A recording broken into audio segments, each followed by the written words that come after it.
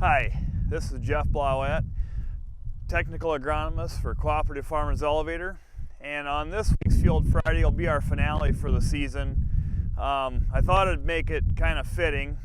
It's been cold and crappy lately. It's raining as we're doing this. It's cold out, hence the stocking cap. I thought I'd have as a backdrop for the finale this year kind of what some of the things that were going on. I don't know how well you can see that, but we've got a drowned out area in a soybean field. Behind that you can see a field of corn that was flooded. That's sorghum that's still standing there that was replanted because the corn drowned out. So that's just kind of part of the mess that we had to deal with this summer, and somehow after all that, the early indications are yields are pretty good on average. So I thought we'd talk about kind of a season in review, what all happened to us and how it all impacted what we're seeing now. I thought we'd first start out looking at the temperatures, kind of how the temperatures this season played out.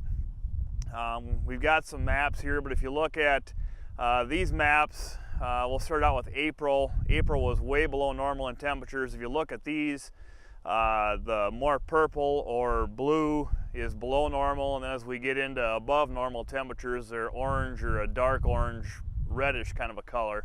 But if you look at April, it's way below normal. It was pretty cool. We had a hard time really getting going. We had a couple snowfalls in April throughout most of the territory, and that's why we didn't get a lot of corn planted. We did get some, but not a lot planted in April. As we get into the bulk of the season, May and June, you'll see these maps. We were above normal in May, way above normal in June, and that allowed our crop to really speed along and kind of catch up from some of our later planting dates and got us to the finish line in actually pretty good shape. If we look at July, we were kind of about average in July for the month, but we were above average the first half of the month, and then the last half of the month we were actually kind of even or a little bit below normal. So basically up until tassel time, we were gaining momentum on heat units all the way through May and June and the first half of July. From July on, we kind of cooled down and we really didn't have a lot of excess heat, and that's generally what you want. You want to speed things along up to tassel, and after tassel slow down, and early grain fill kind of actually have heat unit accumulation slow down. That helps grain fill out quite a bit. So you can see on corn for sure, we definitely got the benefit of the weather, temperature-wise. That's probably why we see better yields than we expected. Temperatures really did everything they could to help us out. Now, if we go back to the fun part for this year, I think 2018 will be remembered for the heavy rains, the flooding, and all the things that happened, from a train derailment, oil spill, to epic proportions of rain in a very short amount of time, and actually more than once. If we look at for the season in total, if we look at kind of from general planting dates on, we averaged anywhere from 20 to 30 inches of total rain, and that's 10 to 20 inches above average just for the growing season. That's incredible, really, what we had for volumes of rain. And it's probably not a surprise to anybody, but I just thought I'd put some numbers to that. As far as how the growing season went, we've got those same color pattern maps here.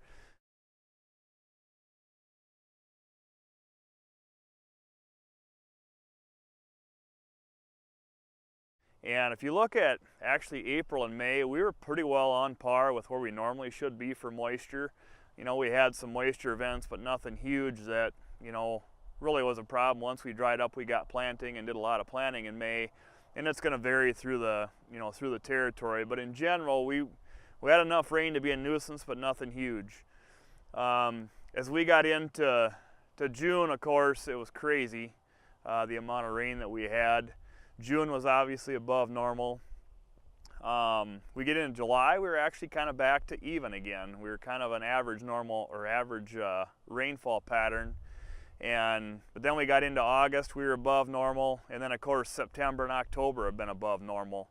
So that kind of lays out the growing season, and that's why we have a lot of corn that ended up needing a lot more nitrogen or running out of nitrogen. That's why the stalks look the way they do.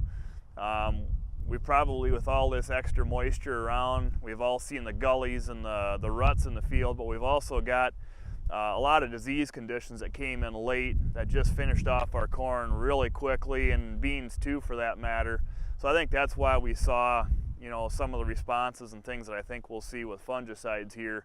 It was just an exceptional year for weather, especially when it comes to the humidity and the moisture we had all the way through the season. So I think most of us, thankfully the yields look pretty good, probably above what expectations were, but I think we're all kind of ready for this year to kind of dry up and go away.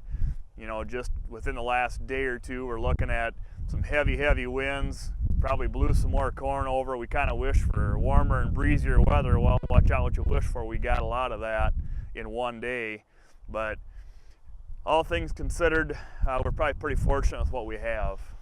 And all the things that we talked about this summer were kind of a lot of wide swings in what was going on, but I thought we'd finish it up with a wrap up. So with that, that's this week's Field Friday segment, and that's the finish for 2018. We'll see you next year.